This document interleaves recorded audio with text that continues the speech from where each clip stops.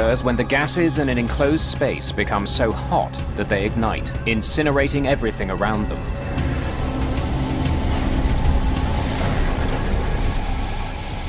The way Flight 28's cabin is charred tells Prothero about the nature of the fire. Many of the seats squab, cushions, even things like the emergency evacuation cards, which are just plastic laminated cards, were pretty much undamaged. You could have wiped them off and put them on another aircraft and nobody would have known they'd been in this accident, whereas at the upper levels in the fuselage there was a great deal of heat damage, and this is not a characteristic of a flashover. The fire in the cabin had been severe, but should not have been catastrophic. This leaves investigators with two questions. Why did so many people die? And what caused the fire? The answer to the second question may be outside the plane, lying on the runway. Investigators find a large piece of dome-shaped metal along the plane's path. Stephen Moss can see it's from a piece of the engine called a combustor can. It looks like there'd been a separation of the can from the front end from the back end. The combustion chamber of the 737's jet engines contains 9 combustor cans. It's where fuel and air are mixed and ignited, so each can needs to withstand intense heat. Moss suspects the fractured can somehow blew apart and destroyed the plane's left engine. It had struck an underwing fuel tank access panel and put a sizable hole in that, which directly led to the release of a vast quantity of fuel. Proving the piece of the combustion can penetrated the wing is easy. It fits neatly into the hole in the wing. This was clearly, if you like, the root cause of the accident. The engine on the plane is a Pratt & Whitney JT8D. For Moss, that's of grave concern. At the time, was probably the most widely used jet engine on commercial air transport in the world. And it was obviously pretty urgent that we try and find the cause of this one in order to prevent other aircraft having the same problem. There are tens of thousands of combustor cans in service around the world. One of them erupted in Manchester. Stephen Moss needs to find out why it failed. And fast.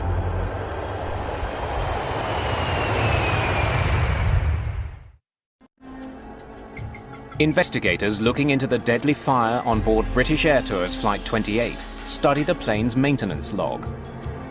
They discover the combustor can that ruptured had previously been repaired. We needed to look at that repair and how effective it was. During a routine inspection a year and a half earlier, mechanics had found small cracks in some of the combustor cans.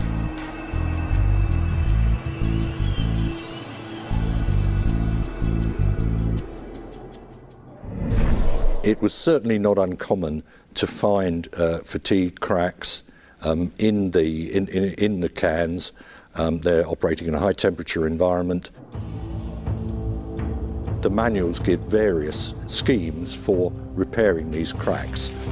Investigators find mechanics repaired the cracks according to a procedure laid out in the engine repair manual. They welded them closed. But the crack on can number 9 was unusually long. The overhaul manual did not give any limit on the length of crack that could be repaired, and it was a longer crack than had been experienced before. It was still repaired. After the repaired cans were put back in the engine, mechanics had no way of knowing the weld didn't effectively seal the crack. That's because the cans can't be inspected while the engine is on the plane. Since the repair, there were 11 reports of slow acceleration from the engine that exploded in Manchester. A damaged combustor can could have been a reason for the problem. But troubleshooting guides available to mechanics in Manchester didn't list that as a potential cause. Instead, Pratt & Whitney offered other ways to fix the acceleration problem. It didn't seem to ring any great alarm bells with them, if you like. They'd seen it before, and it had never turned out to be anything serious. So mechanics in Manchester made minor adjustments to fix the plane's idle speed and kept the plane in operation. Cockpit voice recordings reveal that the crew of Flight 28 was aware there was a problem with slow acceleration. Slow acceleration on number 1 engine the day before yesterday. I was on the flight, yes sir. Engineers signed off on it. But the log entry led Captain Terrington to believe that the problem had been fixed. A comment in the tech log for the flight before the last one that the engine was slow in accelerating. It wasn't apparent as a serious problem because the engineers had done some work and the aircraft had been flying the previous day with no problems. The idle speed adjustments didn't fix the real problem, the cracked combustor can. And it reached the breaking point on Flight 28. Stopping. 28 Mike, we are abandoning takeoff. Evacuate! Evacuate! Please stay calm and don't panic.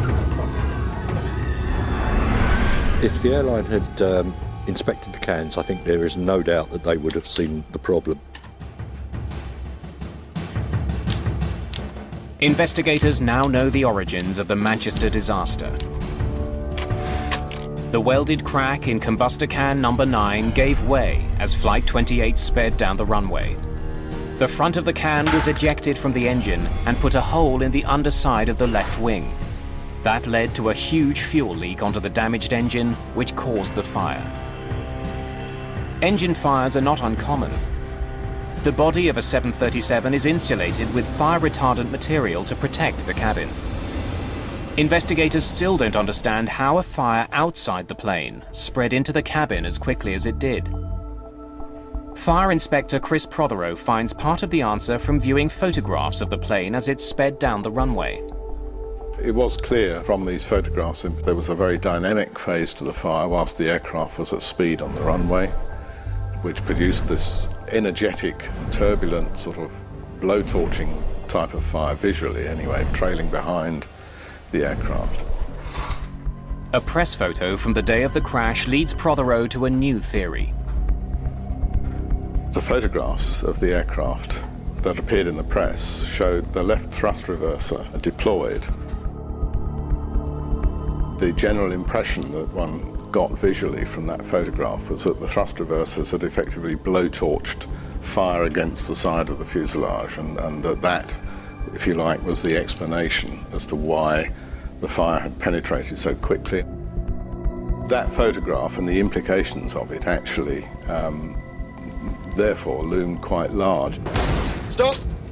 There are several ways to bring a speeding jetliner to a halt. One is with the brakes. Don't hammer the brakes. Another is with the engine's thrust reversers.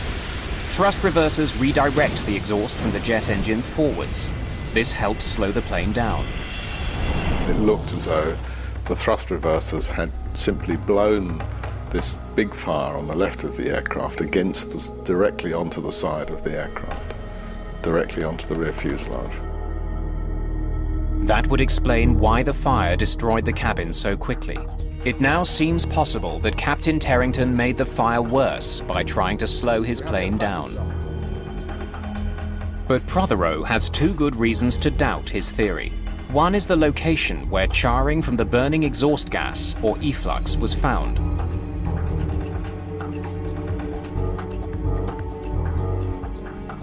The efflux impinges on the fuselage further up, closer to the roof, the crown skins of the aircraft. So actually, the penetration that we had low down did not fit with that. And the other reason is, by the time the thrust reversers were deployed, the left engine had already exploded.